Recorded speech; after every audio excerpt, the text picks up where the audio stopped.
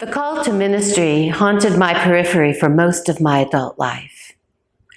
At first, I just couldn't look at it straight on because I couldn't see how it pertained to me. I mean, who am I to step into this influential, spiritual, and service-oriented work? I thought I was being egotistical. But the call from Spirit is very persistent. And eventually, after much contemplation, I raised my hand and I said, yes, here I am.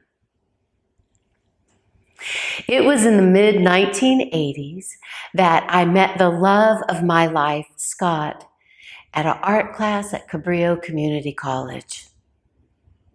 We married and had 2 wonderful children, Evan and Camille.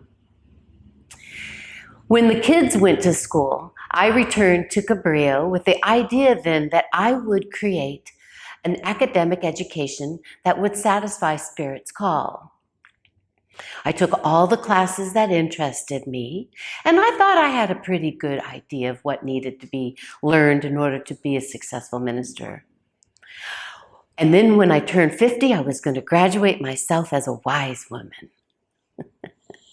It was a lovely fantasy, and I felt my life was charmed. But that was not quite enough for Spirit. And as the kids grew, charm turned to challenge. Camille thrived, and Evan, after years of turmoil, he found life unbearable and took it.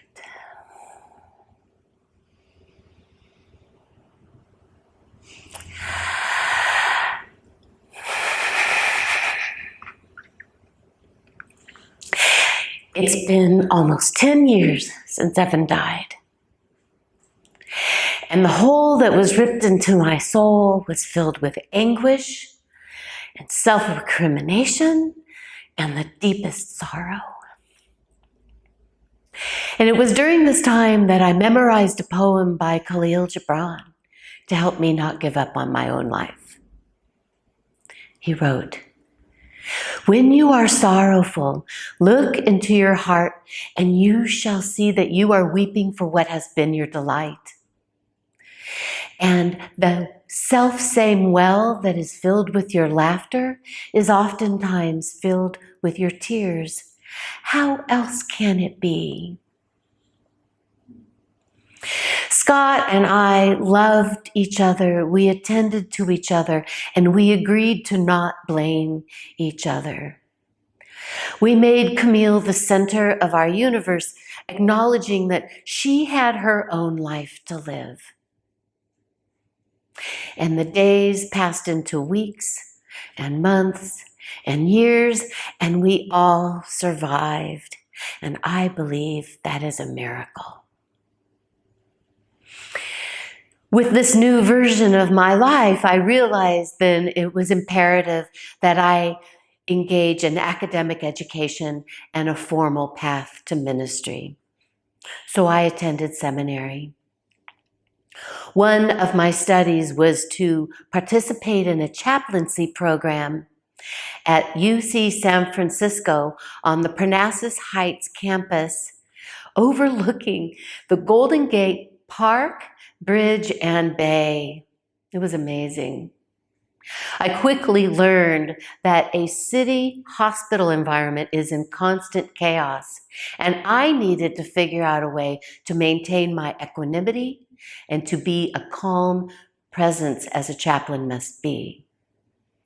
So before I entered a hospital room, to the left of every door is the antibacterial dispenser. And as the drop landed in my hand, I would enact a prayerful ritual and say, "Spirit has guided me to this work, and I am capable of attending to whatever I find on the other side of this door." I would knock lightly, open the door, and step into a whole other realm. I'd smile and say, "Hi, my name is Terra, and I am from Spiritual Care Services, How can I be of service to you today? In the 6 months that I worked at UCSF, I sat with many people striving to live or struggling to accept that they or their loved one is dying. Twice monthly, I was to be the on-call chaplain, a 12-hour shift from 7 p.m. to 7 a.m. And these shifts was when I really learned my capacity to show up for people. One such night was trial by fire. I was called into the emergency room to attend to 2 families whose beloved were in cardiac arrest. In room 1 was a woman in her 40s, and her quiet husband fretted about whether or not to call anybody to help him and be of support to him in this time. In room 2 was a gentleman in his 90s, and he was surrounded by family and friends, all crying and lamenting his demise. I spent most of the night attending to these families, and I got very little sleep.